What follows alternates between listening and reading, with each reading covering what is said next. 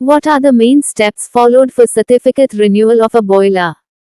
Boiler के प्रमाण पत्र नवीनीकरण के लिए मुख्य चरण क्या हैं? Before expiring of the certificate, the boiler inspector is requested for inspection along with the prescribed inspection fees, depends upon the heating surface of boiler. Boiler inspector fixes a date within 30 days from the receipt of the request and intimates the owner at least 10 days before. He inspects external, internal side of the boiler. Hydro test is carried out in his presence. Based on the report of boiler inspector, renewal certificate in issue by the director of boiler for another 1 year in Form 6. प्रमाणपत्र की समाप्ति से पहले boiler निरीक्षक से निरीक्षण हेतु अनुरोध किया जाता है। साथ ही निर्धारित निरीक्षण शुल्क भी लिया जाता है, जो बॉयलर की तापन सतह पर निर्भर करता है। बॉयलर निरीक्षक अनुरोध प्राप्त होने के 30 दिनों के भीतर एक तिथि निर्धारित करता है और कम से कम 10 दिन पहले मालिक को सूचित करता है।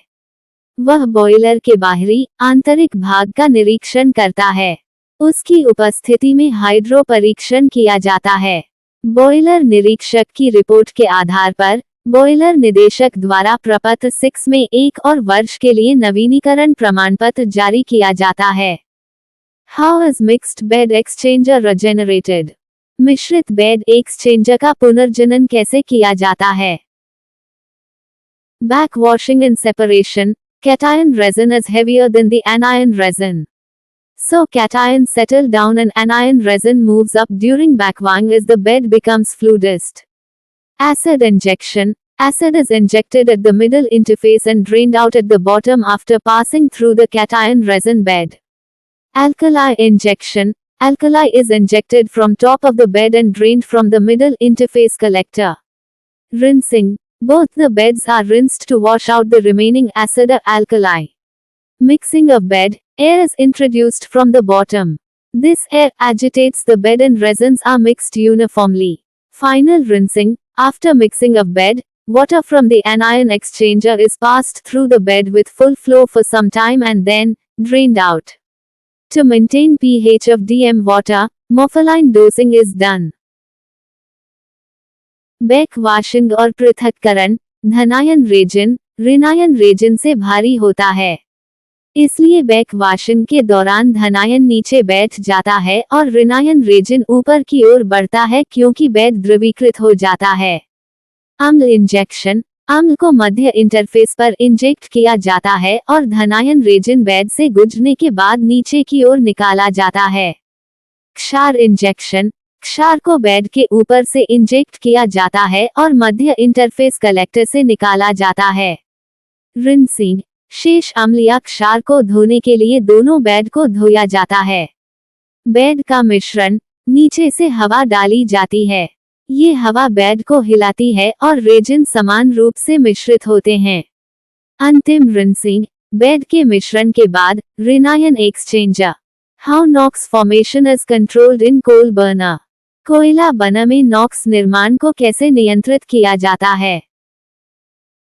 The burner consists of a central circular duct to supply coal powder and primary air to the burner mouth.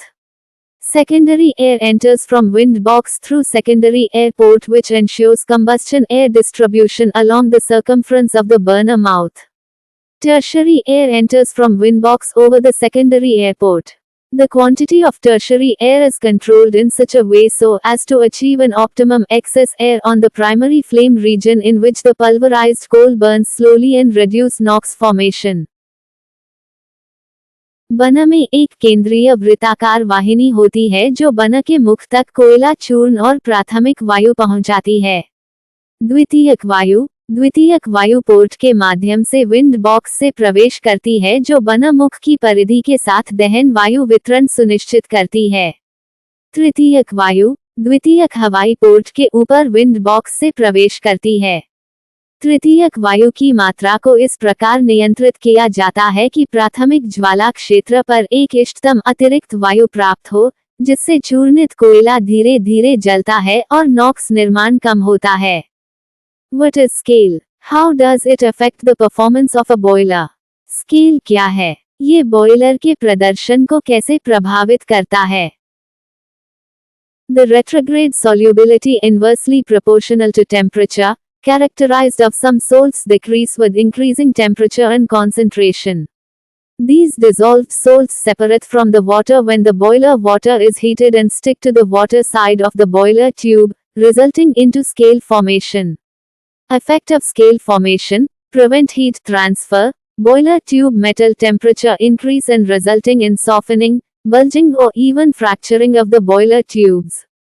Reduce circulation through tubes and affect cleaning effect. Plugging or partial obstruction of circulating tubes, which cause starvation and overheating of the tubes. Its insulating effect reduce boiler efficiency and energy wastage due to carry over the excessive heat from the boiler with the flue gas, causing localized corrosion or pitting. Scale formation inside the boiler tube affects the heat transfer and reduces the boiler efficiency. कुछ लवणों की विशेषता: तापमान के व्युत्क्रमानुपाती प्रतिगामी घुलनशीलता बढ़ते तापमान और सांद्रता के साथ कम हो जाती है। ये घुले हुए लवण बॉयलर के पानी को गर्म करने पर पानी से अलग हो जाते हैं और बॉयलर ट्यूब के पानी वाले हिस्से से चिपक जाते हैं, जिसके परिणामस्वरूप स्केल बनता है।